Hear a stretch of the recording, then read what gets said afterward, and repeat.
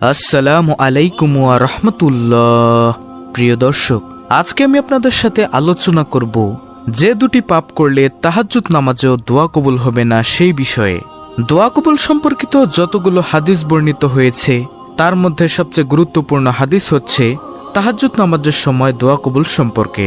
কিন্তু এমন দুটি পাপ রয়েছে, এগুলো যদি কেউ করে বা তার পেছনে যদি কেউ সম্পর্ক রাখে, তাহলে তাহাজ্জুদ নামাজের সময়ও তাদের দোয়া কবুল হবে না। আমাদের মধ্যে অনেক ভাই বোন আছেন যারা দীর্ঘদিন যাবৎ দোয়া করছেন এবং বিশেষ করে তারা তাহাজ্জুদ নামাজের সময়ও দোয়া করছেন, কিন্তু তাদের দোয়া কবুল হচ্ছে না। হতে পারে এই দুটি পাপের সাথে তাদের সম্পর্ক আছে, যার কারণে হয়তো বা তাদের দোয়া কবুল হচ্ছে না। প্রিয় দর্শক, আজকে এই পাপ দুটো নিয়ে বিস্তারিতভাবে আলোচনা করব ইনশাআল্লাহ। সর্বপ্রথম যে বিষয়টি নিয়ে আমি আলোচনা করব সেটি হচ্ছে তাহাজ্জুদ নামাজের সময় দোয়া কবুল সম্পর্কে যে হাদিসগুলো বর্ণিত হয়েছে সেই হাদিসগুলো নিয়ে। তাহাজ্জুদ নামাজের সময় দোয়া কবুল সম্পর্কে বেশ কয়েকটি হাদিস বর্ণিত হয়েছে এবং সবগুলো হাদিসের ভাব অর্থ প্রায় একই রকম। প্রথমে যে হাদিসটি উল্লেখ করব সেটি হচ্ছে রাসূলুল্লাহ সাল্লাল্লাহু আলাইহি ওয়াসাল্লাম বলেন, রাত্রি যখন অর্ধেক হয়ে যায় তখন আসমানের সমস্ত দরজা খুলে দেওয়া হয়, যে যা চায় মহান রব্বুল আলামিন তাকে তাই দিয়ে দেন। দ্বিতীয় হাদিস হচ্ছে রাসূলুল্লাহ সাল্লাল্লাহু আলাইহি ওয়াসাল্লাম বলেন, রাত্রির মধ্যে এমন একটি সময় আছে, সে সময় যদি বান্দা আল্লাহর কাছে কোনো কিছু চায় তাহলে আল্লাহ তাআলা তাকে তাই দিয়ে দেন।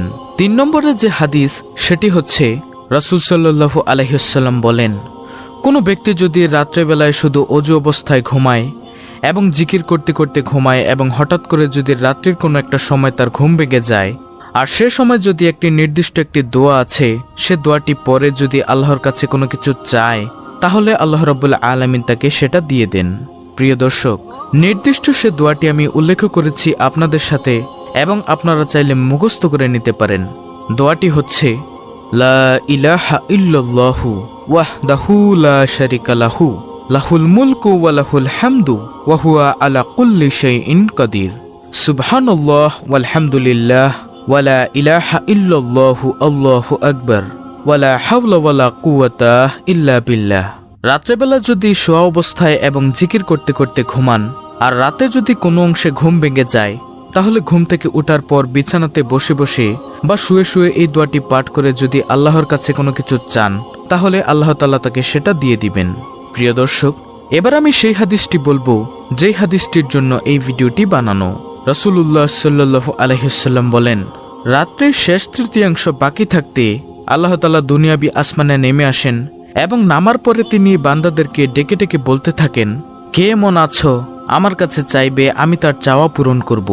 কে এমন আছো আমার কাছে ক্ষমা চাইবে, আমি তাকে ক্ষমা করে দিব। কেউ এমন আছো কি যে আমার কাছে দোয়া করবে, আমি তার দোয়া কবুল করব। কেউ এমন আছো কি যে অভাবগ্রস্ত, ঋণগ্রস্ত, রোজির সংকটে ভুগছ, আমার কাছে চাইবে, আমি তাকে সেটা দিয়ে দিব। কিন্তু রাসূল সাল্লাল্লাহু আলাইহি ওয়াসাল্লাম বলেন, এ সময়ে আল্লাহ তাআলা 2 শ্রেণীর ব্যক্তির দোয়া কবুল করেন না। একজন ব্যক্তি হচ্ছে যার জেনার সঙ্গে সম্পর্ক থাকে, দ্বিতীয়জন হচ্ছে যে অবৈধভাবে মানুষের কাছে ট্যাক্স আদায় করে। সুবহানাল্লাহ। প্রিয় দর্শক, যেখানে তাহাজ্জুদ নামাজের সময় দোয়া কবুল সম্পর্কে একাধিক হাদিস বর্ণিত হয়েছে এবং সবগুলো হাদিসের ভাব অর্থ প্রায় একই রকম, অর্থাৎ মধ্যরাত্রির পর থেকে ফজরের আজান পর্যন্ত এই সময়টি গুরুত্বপূর্ণ সময়। কত যে মানুষের জীবন পরিবর্তন হয়েছে, কত মানুষের চাওয়া পাওয়াকে আল্লাহ তাআলা কবুল করেছেন, কত মানুষের দুঃখ কষ্টকে আল্লাহ তাআলা সারা জীবনের জন্য দূর করেছেন। কিন্তু 2 শ্রেণীর মানুষের দোয়া আল্লাহ তাআলা তাহাজ্জুদের সময়ও কবুল করবেন না। যদিও আল্লাহ তাআলা নিজেই সে সময় দুনিয়াবি আসমানে নেমে আসেন এবং দোয়া করার জন্য বান্দাদেরকে ডাকেন যে তোমরা এসো এবং আমার কাছে চাও, আমি তোমাদেরকে দিয়ে দিব।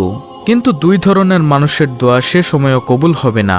আর সে 2 ধরনের মানুষ হচ্ছে কারা? যাদের জেনার সঙ্গে সম্পর্ক থাকে এবং যারা অবৈধভাবে মানুষের কাছ থেকে চাঁদাবাজি করে, ট্যাক্স আদায় করে, টাকা আদায় করে, মানুষকে ধোঁকা দেয়, এক কথায় মানুষের সম্পদকে আত্মসাৎ করে এবং লুটপাট করে। এবং এই আত্মসাৎ এবং লুটপাট সম্পর্কিত যতগুলো গুনাহ আছে সব গুনাহগুলোই কিন্তু এর অন্তর্ভুক্ত হবে। এবং জেনা সম্পর্কিত যতগুলো গুনাহ আছে সব গুনাহগুলোই কিন্তু এর অন্তর্ভুক্ত হবে। যেমন প্রেম, অবৈধ সম্পর্ক, কোনো গায়ের মহরম মেয়ের সাথে কথা বলা, এ সমস্ত গুনাহগুলো কিন্তু এর অন্তর্ভুক্ত হয়ে যাবে। যেমনভাবে আপনার সঙ্গে যার বিয়ে যায় যাচ্ছে তার সঙ্গে কথা বললে কিন্তু আপনার গুনাহ হবে, অর্থাৎ যাদেরকে আপনি বিয়ে করতে পারবেন না ইসলামের বিধান অনুযায়ী তাদের সঙ্গে কথা বললে কোনো দোষের নেই। কিন্তু যাদের সঙ্গে আপনার বিয়ে করা যায় যাচ্ছে তাদের যে কোনো মানুষের সঙ্গে যদি আপনি কথা বললে তাহলে কিন্তু সেটাও এ জেনার অন্তর্ভুক্ত হয়ে যাবে। এবং এই ছোটখাটো কারণগুলোর জন্য হতে পারে আল্লাহ তাআলা আপনার দোয়াকে কবুল করছেন না। এবং সবচাইতে দুঃখের বিষয় হচ্ছে বর্তমান সময়ে মূলত আমরা দোয়া করে থাকি এ পাপের কারণেই দোয়া করি, হয়তোবা কোনো একজনকে আমরা পছন্দ করি, পছন্দ করাটা দোষের নয়, কিন্তু তার সঙ্গে দীর্ঘদিন একটি হারাম রিলেশন থাকার পরে যখন সে ছেড়ে চলে যায় তখন আমরা আল্লাহর কাছে ফিরে আসি এবং তাকে পাওয়ার জন্য দোয়া করি। বিষয়টি কি এমন হয়ে যাচ্ছে না যে ঘুরিয়ে পেঁচিয়ে আমরা জেনা করার জন্য আল্লাহর কাছে দোয়া করছি? অনেকেই তো এমন বলেন যে না, আমি জেনা করার জন্য না, বরং আমি সেই মানুষটিকে আমার লাইফ পার্টনার হিসেবে পাওয়ার জন্য দোয়া করছি। কিন্তু আপনি যে একটা সময় দীর্ঘদিন যাবৎ তার সঙ্গে একটা জেনার সম্পর্ক রেখেছিলেন, তার সঙ্গে শুধু মুখের কথা বা তার সঙ্গে চোখের দেখাদেখি এটা করেননি, বরং এর চাইতে বাড়িয়ে সবচাইতে নোংরামিটা আপনি করেছেন।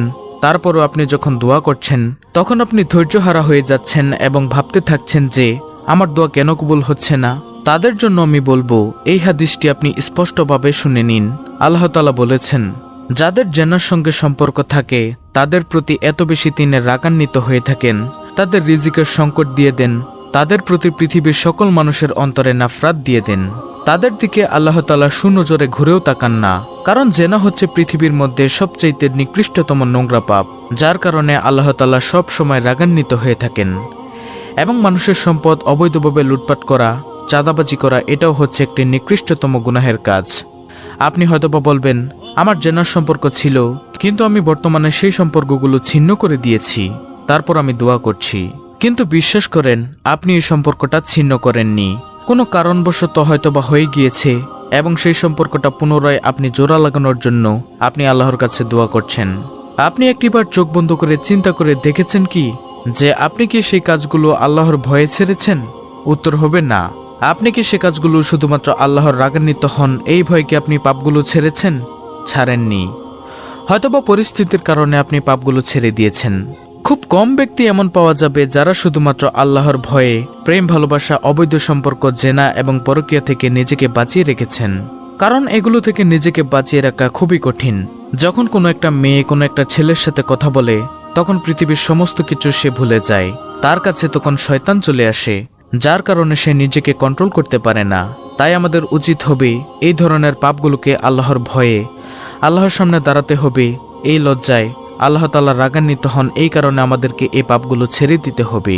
এবং তারপরে আপনি সেই ব্যক্তিকে জীবনসঙ্গী বা জীবনসঙ্গিনী হিসেবে পাওয়ার জন্য যে দোয়া করবেন সেটাও কিন্তু শেষ করে দিতে হবে। কারণ দীর্ঘ একটা সময় ধরে আপনি আল্লাহ তাআলাকে অসন্তুষ্ট রেখেছিলেন, আল্লাহকে আপনি কষ্ট দিয়েছেন। কারণ পৃথিবীতে আর এমন কোনো পাপ নেই যেটা জেনার সমতুল্য। শিরক আছে সবচাইতে বড় গুনাহ, যুদ্ধের ময়দান থেকে পলায়ন করা বড় গুনাহ, তারপরও কিন্তু এটা নোংরা নয়। এই পাপগুলো একটি মানুষ করতেই পারে কারণ তার স্বাধীনতা আছে।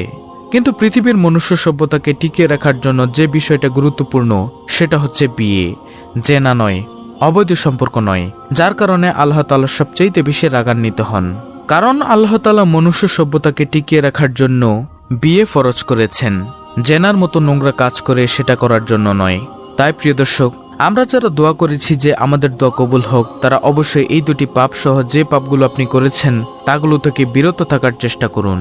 ইসলামের পথে চলুন, আল্লাহর দেওয়া আদেশ নিষেধ মেনে চলুন, নবীজির সুন্নাহ মোতাবেক চলুন। ইনশাআল্লাহ আল্লাহ রাব্বুল আলামিন আপনার দোয়া কবুল করবেন।